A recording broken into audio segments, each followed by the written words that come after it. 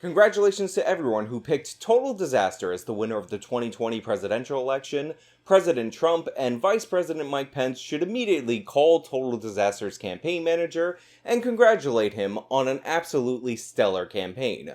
Totally blew it out of the water, little bit of a sleeper candidate, but not for those of you who are paying attention to the data. Total Disaster, our president, sworn in January 2021. So I was hoping at the time that I made this video that, we would have some kind of definitive result on this election, but unfortunately, that is not the case. While as of right now, according to the current count, it looks like Vice President Joe Biden has pulled out the 2020 election, we still have a ton of court battles and a ton of recounts and all that stuff.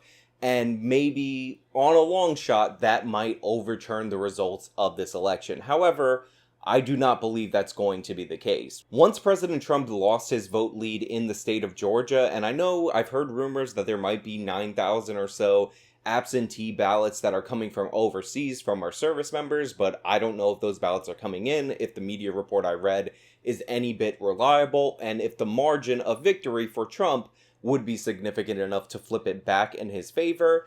I thought pretty much this was going to be the end for President Trump, because although he might have some good legal ground to stand on in certain cases with certain states, the idea that he's going to flip over 4 or 5 or even more than one on a legal challenge is just not the case. I know that there's some shady stuff going on in the state of Pennsylvania. There was a court order that proclaimed that the watchers of the ballot counting can be placed no more than 6 feet away, so they can actually see the ballots.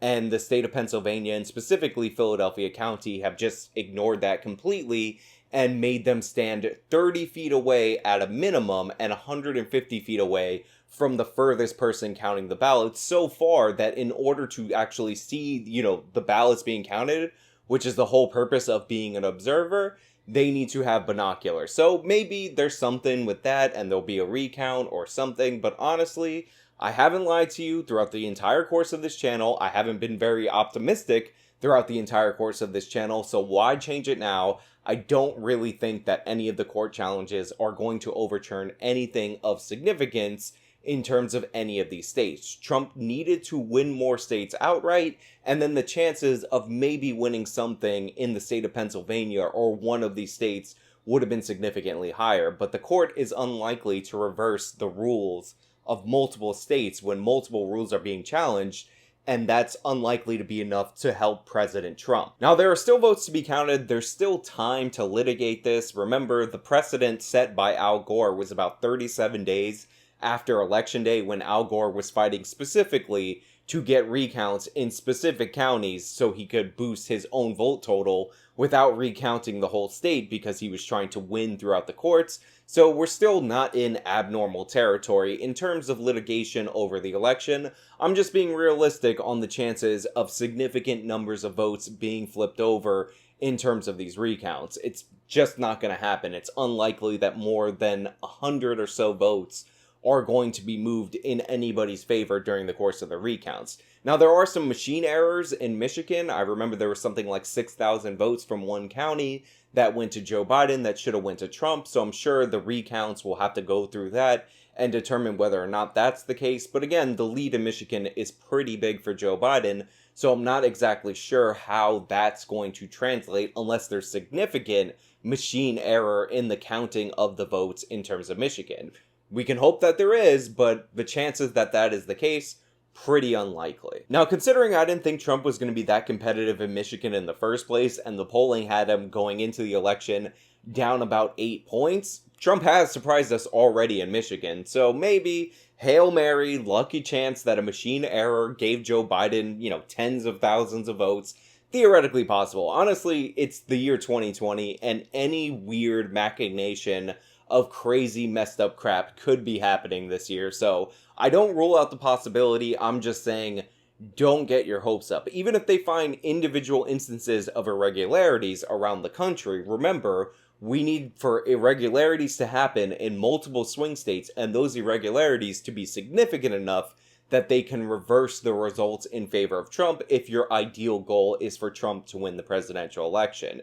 That's not very likely. There's a ton of weird stuff, a ton of videos out on the internet, But remember, you have to add all that stuff up, and it can't equal hundreds of incidents. It can't equal thousands of incidents. It needs to equal tens of thousands, if not low hundreds of thousands of incidents, depending on the state. So again, gotta be honest with you guys, I know everybody's hoping for an 11th hour save, but it is very likely that after Trump challenges what he can challenge, and a lot of it's going to get dismissed because Trump is filing a lot of lawsuits based on a bunch of different grounds, that if it does make it up to the Supreme Court will ultimately end up ruling against him. There are some weird rule changes that happened just prior to the election, but overall the Supreme Court is more constitutional conservative than they are left, so the chances are that they'll probably remand the decision, or at least go with the decision of the states. Even in Pennsylvania, which is not as relevant since Trump was not able to hold his lead in Georgia and he wasn't able to flip the state of Arizona, that rule that I think the governor extended the deadline for when they'll accept absentee ballots without a legislative act, even if that gets overturned, there's also a chance that the court could say, yeah, that's unconstitutional. The government should not have done that. He was wrong to do that, and he didn't have the power to do that. But since the rules were in place on election day, they'll probably say that the votes are still going to be counted because that overturned rule happened after the fact, and if you were voting in Pennsylvania and you were told that this was an acceptable way to do it, you had no reason to doubt the efficacy of the local government officials or the state government officials in that state. So even in that circumstance where there was a rule that definitely probably shouldn't stand up to scrutiny, the fact that the court is ruling on it after the election because the original decision was deadlocked 4-4 and thus reverted to the Pennsylvania Supreme Court, they'll probably end up counting those votes. And again, Trump still would need to flip Georgia and flip Arizona or Nevada, most likely Arizona. That's where the Trump campaign thinks that they can flip the result once all the votes are counted, in order for that decision to have relevancy. So, I mean, even if the court gives President Trump Pennsylvania based on that rule that the state of Pennsylvania violated, if he doesn't add up to 270, that's not really going to make a difference. Now, I know a lot of people have their eyes on Wisconsin because Wisconsin is something like a 20,000 vote gap between President Trump and Vice President Biden, so that ground could still be made up if they found more irregularities. I actually think that the irregularities that I mentioned in Michigan may have actually happened in Wisconsin and might have them confused. But honestly, there's just so much information out there, I don't know what to believe, and I don't know what the chances are of any of this coming to fruition and actually changing the result of any of these states. Like I've been saying on social media for the past couple of days, ever since Tuesday, Trump needed to hold on to the majority of the states that he would need to win, because you can't depend on the courts and you can't depend on an audit or a recount in order to overturn an election that's thousands of votes apart, not hundreds of votes apart. So that's where we are right now. It appears that Joe Biden is the winner, and the Democrats are going full-blown authoritarian as if Joe Biden is the winner. Alexandria Ocasio-Cortez, our favorite authoritarian communist congresswoman, is demanding that all the names and workplaces of Trump supporters be put on a list because they should be denied jobs and opportunities in the future for daring to oppose her politically. And on top of that, even worse, it's not just one of the dumbest congresswomen in America throwing out this demand. A former Pete Buttigieg staffer is actually promoting this like Trump accountability project where they're going to name all these people to help deny them jobs leaving the White House. They're trying to dig up Trump donors and basically use their power or the power of the government just a couple of days after Joe Biden took the lead, when it's not even official yet, to cripple their political opposition, because again, they were always the fascists, they were always the authoritarians, they were always the people that you should have been worried about. I mean, honestly, could you imagine if Donald Trump or a Republican member of Congress that supports Donald Trump were calling for the names of all the Joe Biden donors, all the Hillary Clinton donors, all their supporters, and everybody who worked at any level in their White House, so that they could create a list of people and then pressure companies to disassociate with them, to never hire them from any jobs? It's absolutely insane, and the Democrats aren't even waiting for Joe Biden to be sworn into office to start pressing this issue. This is why the Senate, by the way, which is still going to be up for grabs, and there's going to be some runoff elections, one, maybe two in the state of Georgia, is incredibly crucial because you cannot let these people hold all of the levers of power in our government, because just the thought of them capturing complete control of the federal government is already making them take their mask off and go full-blown authoritarian against us. Not that they were that good at hiding it before this point. Now, assuming these results hold and Biden is the president-elect, meaning he will be sworn in January of next year, it is absolutely crucial that Republicans maintain the majority in the Senate. There's going to be a runoff election in the state of Georgia. If you are in the state of Georgia, definitely get out and vote, because the Republicans can limit the damage of a Biden administration by blocking all of his priorities in the Senate of the United States. They won't be able to limit all of the damage because a lot of Trump's positives were via executive action, and executive action can be reversed by the next president. If you like due process for men accused of assault on college campuses, I hate to tell you, that was a Trump executive action in response to an Obama executive action that will likely be reversed by Joe Biden. So no more due process. If you're accused on a college campus, congratulations, you are going to have to prove yourself innocent in a kangaroo court set up by your university, because the Democrats don't really believe in due process when it's slightly or mildly inconvenient for them. And the same will hold true for any executive action taken by President Trump, because that is the nature of executive action,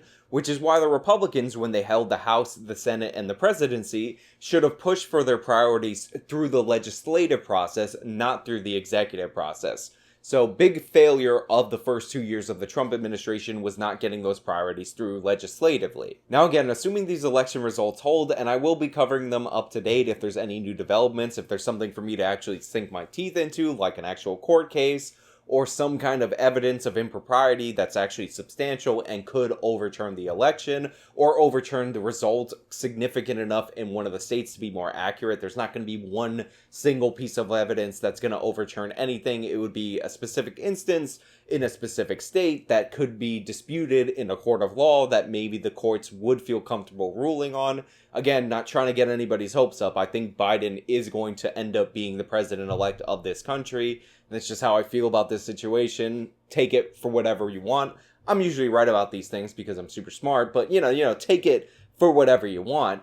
There is some positive indicators that we can go off going forward for the Republican Party, and that's the way that Trump improved his vote count among minority voters. Now, the big one that everybody was talking about was whether or not Trump could improve among black voters, and while he did slightly, the term slightly needs to be emphasized a lot more, because he did not pull away the kind of numbers that a lot of people on the internet were promising that he did. He slightly improved, which is good, but nowhere near as good as he did with Hispanic voters, specifically with Cuban voters in Florida. One of the reasons why Trump won Florida going away is because he flipped Cubans something like 13 points in his favor from his last election.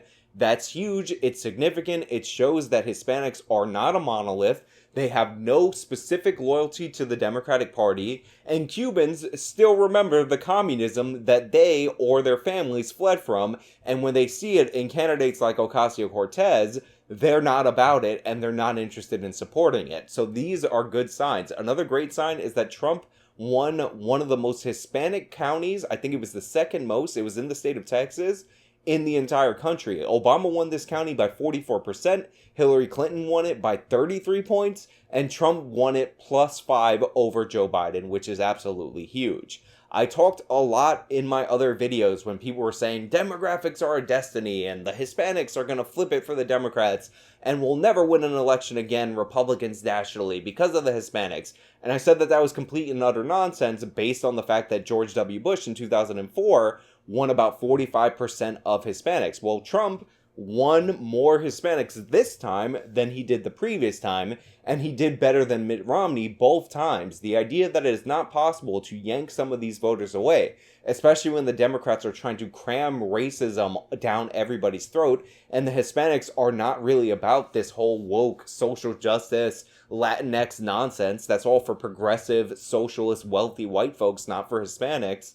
This could flip. Again, the communism element in the Latin American community is offset by the anti-communism element in the Latin American community, specifically from Cubans and Venezuelans, and the Cubans really delivered Florida for President Trump this go-around. Asians also moved significantly for President Trump during this election, and there are two big reasons for that. The first one, and this one should be obvious, is affirmative action. Asians are the demographic hurt the most by affirmative action policies, and the Democrats are campaigning on ramping up race-based affirmative action, which again hurts Asians. So it would make a lot of sense that when your kids are at risk of not going to college because a less qualified other person is supposedly transgressed against by the United States of America, that you would vote for the party that actually wants equality in terms of the emissions, not equality of outcome, but equality of opportunity. So Asians swung for Trump in a big way there, and also the Vietnamese voter, which are largely descendant from people who fled communist Vietnam,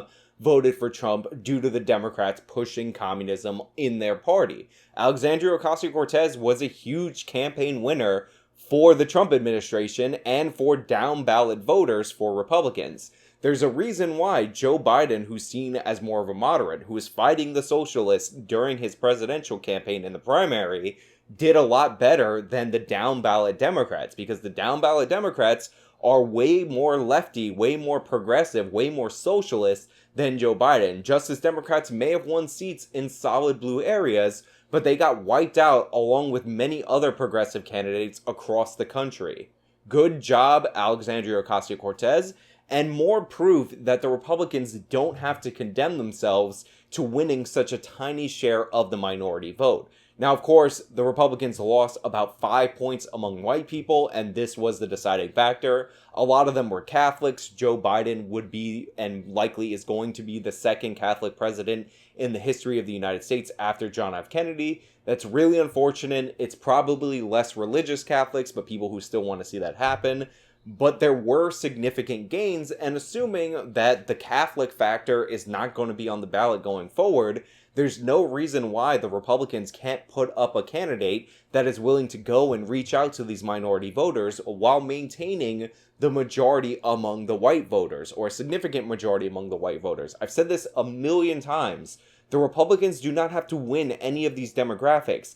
They just have to not get killed in these demographics. And when you have situations like Cubans being the descendants or literally the people who fled Fidel Castro's communist hellhole, and the Democrats are going to Florida promoting communism, you gotta get those voters, and Trump did get those voters. It just unfortunately does not appear to be enough for him. Those are my thoughts on the election so far. Obviously, I will be making videos based on new evidence or new developments in this story. If somebody concedes, if there's a significant court battle, what are the chances of that going? Come back, I'll be making videos on that. There's a good chance that this video you're watching will probably be out of date by the time that you're watching it based on the developments, which is why I was waiting to see some of the results.